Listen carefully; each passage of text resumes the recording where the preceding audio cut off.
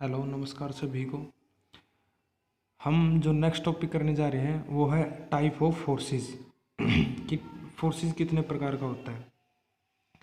तो हम जब पहला पैराग्राफ पढ़ रहे हैं तो इसमें लिखा हुआ है we have studied that a force between two object acts when there is an interaction between them. अब ये चीज़ हम पहले पढ़ चुके हैं कि फोर्स ऑफ इंटरेक्शन होता क्या है। जब दो ऑब्जेक्ट हैं उनके बीच में कोई ना कोई कनेक्शन है, वो डायरेक्ट है या इनडायरेक्ट। इसका मतलब कि अगर वो टच कर रहे हैं या टच नहीं कर रहे हैं, दोनों के बीच में अगर कोई ना कोई कनेक्शन है तो ऑब्वियसली वहाँ पे क्या होगा, उन दोनों के बीच में फोर्स होगा। During these interaction the two interacting object में और may not be in contact with each other. ये बोला कि दोनों के बीच में कॉन्टैक्ट हो सकते हैं, डायरेक्ट हो सकता है या इनडायरेक्ट भी हो सकता है। Depending in on these the forces acting between any two object can be classified in two category. इसी बेस पर फोर्सेस को दो भागों में बांट दिया, contact force and non contact force. ठीक है, तो पहले जो कैटेगरी है वो कॉन्टैक्ट फोर्स की है। A force that acts when two object come in contact with each other is called a contact force. ये ऐसा फोर्स है, कब लगता है ये, जब दो ऑब्जेक्ट आपस में कनेक्टेड हो, किसी न किसी कनेक्टेड हो, टच हो, दोनों को बीच में टचिंग होनी जरूरी है, तभी ये कॉन्टैक्ट फोर्स लगेगा, तभी इसका नाम कॉन्टैक्ट फोर्स रखा हुआ है। It is a force that acts only when object touch each other. Touch होना जरूरी है, touch each other directly touch करेगा। Example of contact force are muscular force. अब ये जो एग्जाम्पल दिए हैं मस्कुलर फोर्स का, ठीक है, एंड फ्रिक्शन फोर्सेज। तो पहला जो है वो muscular force. We do activity like walking, stretching, eating, writing, playing, pulling and pushing etcetera. अब ये बोला कि जैसे हम कोई भी एक्टिविटी करते हैं, वॉकिंग, स्ट्रेचिंग, लिखना, खेलना, पुलिंग खींचना, पुश धकेलना, ये सारी चीज़ें दो ऑब्जेक्ट के बीच में कॉन्टैक्ट होगा तभी पॉसिबल हो पाएंगी, तभी उन पे फोर्स लग पाएगा। ठीक, the force needed by our body to perform this activity is provided by action of our muscle. अब जो हम फोर्स लगा रहे हैं किसी भी ऑब्जेक्ट पर, वो फोर्स कहीं ना कहीं से तो प्रोड्यूस हो रहा होगा। वो उसका प्रोडक्शन कहाँ से होता है, हमारे जो मसल्स होती हैं उनसे, action of muscles. The force that come from the action of muscle is called the muscular force. जो फोर्स मस्कुलर फोर्स होता है वो कहाँ से निकलता है, एक्शन ऑफ मसल से, तभी इसका नाम मस्कुलर फोर्स रख दिया। We all are advised to exercise every day. It keeps us fit and healthy by keeping our muscles strong and flexible. तभी जब हम एक्सरसाइज करते हैं तो हमारी मसल्स कैसी रहती हैं, strong and flexible. It is not that only human being but animal also use their muscular force to do various activities. अब कोई एक्टिविटी करनी है इनको, एनिमल्स को, तो वो भी अपना मस्कुलर फोर्स यूज़ करते हैं। अब जो ह्यूमन होते हैं वो अपने फायदे के लिए एनिमल्स का यूज़ करते हैं, जैसे खेतों में हल जोतते हैं, तो इंसान के लिए वो इम्पॉसिबल जैसा ही है, ज़्यादा टाइम लग जाएगा, इसीलिए मस्कुलर फोर्स एनिमल्स का ज़्यादा होता है, इसलिए उनको यूज़ करते हैं वहाँ पर। Man is using the muscular force of animal to its advantage. अपनी कामों के लिए उनको यूज़ करें। एनिमल लाइक हॉर्स, जैसे हॉर्स होता है मस्कुलर फोर्स ज़्यादा होता है, बुल्स, डोंकी, कैमल, एलिफेंट, तो इनका यूज़ करते हैं। Are used for transportation and to carry loads from one place to another. Loads को भी, जैसे बहुत सारा सामान है उनको भी प्लेस करना एक स्थान से दूसरे स्थान पर, तो वो चीज़ें यूज़ करते हैं वहाँ पे। Muscular force of animals. We use muscles of our hands, legs and other body part to perform various task.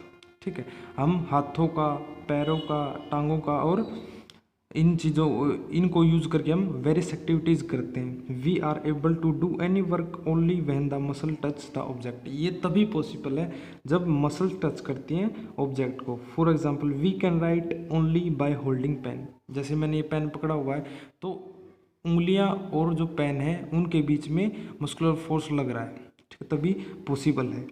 We can chew food only by crushing it with the mouth. अब माउथ होता है, उसमें जब तक कॉन्टैक्ट नहीं होगा food और माउथ में तो वो च्यू नहीं कर पाएगा उसको।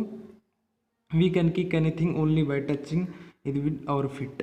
अगर किसी चीज़ को हमें किक करना, जैसे फुटबॉल को किक कर रहे हैं, तो तभी पॉसिबल है वो, कब, जब हम उसको टच करेंगे। वी कैन लिफ्ट पुल और push only by touching them. Muscular force are contact force as these can be applied only when muscles are in direct contact. ये तभी इनको मस्कुलर फोर्स की कैटेगरी में लिया गया है, तभी ये लगेगा फोर्स, तब दोनों के बीच में टच होगा। अब friction forces, there are many example around us where a moving object come to rest on its own. अब हम कई चीज़ें देखते हैं, जैसे हमने बॉल है, बॉल को फेंक, ग्राउंड पर हमने फेंका, ठीक है, लॉन्गिट्यूडनली फेंक दिया, तो उसका मतलब क्या होगा कि थोड़ी देर चलने के बाद वो रुक जाएगी, तो वहाँ पे फ्रिक्शन फोर्स लगता है। रुकने का कारण फ्रिक्शन फोर्स होता है। A ball rolling on a floor slows down and finally come to rest, ठीक है, एकदम से रेस्ट पे आ जाती है, तो वो क्या हो रहा है वहाँ पे, तो फ्रिक्शन फोर्स लग रहा है। A book pushed on a table move as long as keep pushing it. अब कोई भी बुक है, हम उसको पुश करते रहेंगे टेबल पर, तब तक ही पुश करेगी, तब तक ही पुश कर पाएंगे जब तक फोर्स लग रहा है, ठीक है। फोर्स हटाने के बाद वो वहीं रुक जाती है, वो क्या है, friction force. On a carrom board striker come to rest on its own. जब स्ट्राइकर से हम स्ट्राइक करते हैं किसी भी गिट्टी को, तो वो करने के बाद कुछ देर बाद रेस्ट पर आ जाता है, फ्रिक्शन फोर्स के जरिए। A rotating fan come to rest on its own when switched off. Switched off करेंगे तब भी अपने आप बंद हो जाता है rotating fan. A bicycle comes to a halt soon after we stop pedalling it. अगर हम कोई साइकिल चला रहे हैं, पेडल मार रहे हैं, तब तक तो चल रही है, लेकिन पेडल मारना बंद कर देंगे, उसके बाद वो नहीं चल पाएगी फ्रिक्शन फोर्स की वजह से। In all these examples, even though it appear there is no force acting on the object, but there is a change in the state of motion of the object. अब यहाँ पे हमें लग रहा है कि कोई फोर्स नहीं है, हम जो फोर्स लगा रहे हैं वो तो मस्कुलर फोर्स था, जैसे बाईसाइकिल चला रहे हैं, लेकिन जो रुकने का कारण है वो भी एक फोर्स का काम करता है। अगर हम इस तरफ मस्कुलर फोर्स लगा रहे हैं या इस तरफ हम फोर्स लगा रहे हैं, तो फ्रिक्शन फोर्स होगा वो इसके उल्टा होगा। अब ये और ये उल्टे होंगे तभी तो इस साइकिल का पहिया रुक पाएगा, तभी ये पूरी साइकिल रुक पाएगी, ठीक है। अगर दोनों की फोर्स की डायरेक्शन सेम हो जाएगी तो एड अप होके और तेज हो जाएगा, लेकिन हमें रोकने के लिए फ्रिक्शन फोर्स को ज़्यादा करना पड़ेगा, इसलिए फ्रिक्शन फोर्स उल्टी डायरेक्शन में होता है, अपोजिट डायरेक्शन में।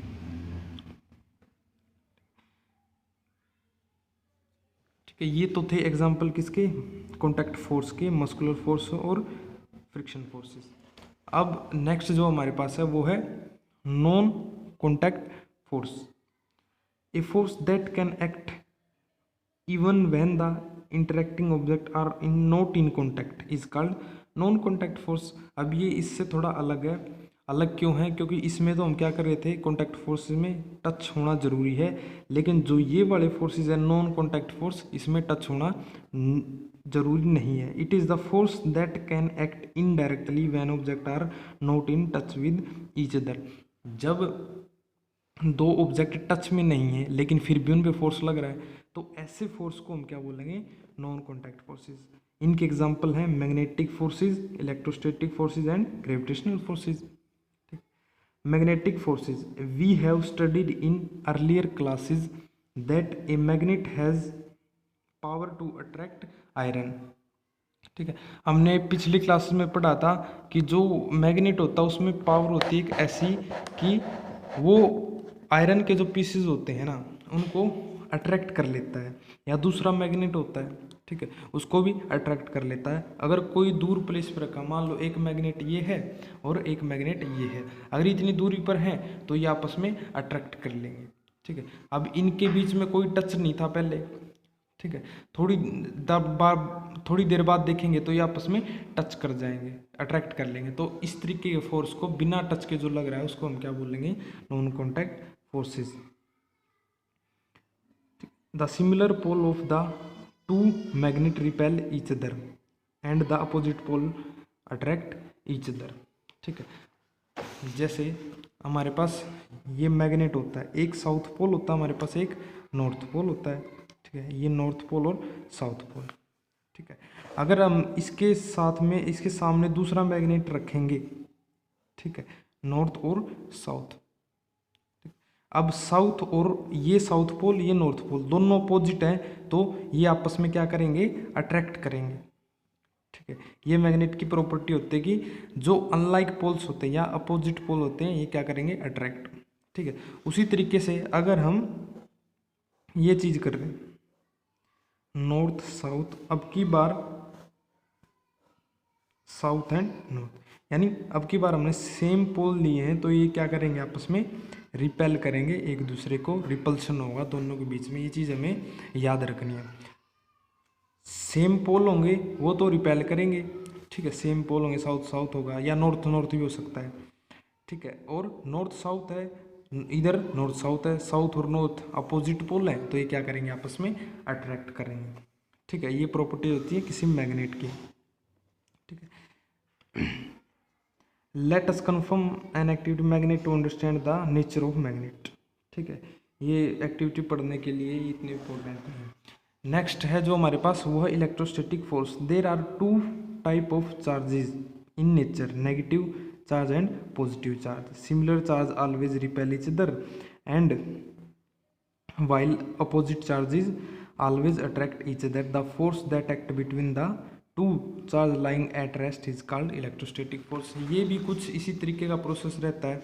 अब दो तरीके के चार्ज होता है हमारे पास, पॉजिटिव चार्ज। ठीक है, पॉजिटिव चार्ज को हम ऐसे डिनोट कर सकते हैं, पॉजिटिव। ठीक है, नेगेटिव चार्ज को हम इस तरीके से डिनोट कर सकते हैं। ठीक है, अब इसमें भी कुछ ना कुछ फोर्स लगता है। वो कौन सा फोर्स लगता है, इलेक्ट्रोस्टैटिक फोर्स इसका नाम है।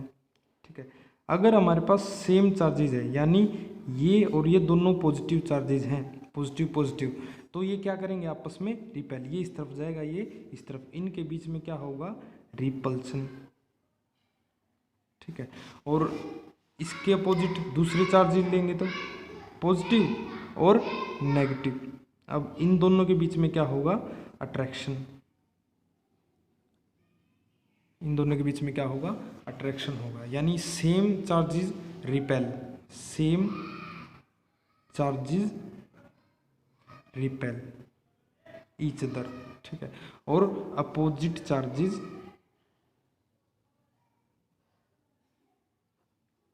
Attract each other. Opposite charges क्या करेंगे, अट्रैक्ट करेंगे ईच अदर। ठीक है, थैंक यू। इस वीडियो को जितना उसके लाइक और शेयर करना।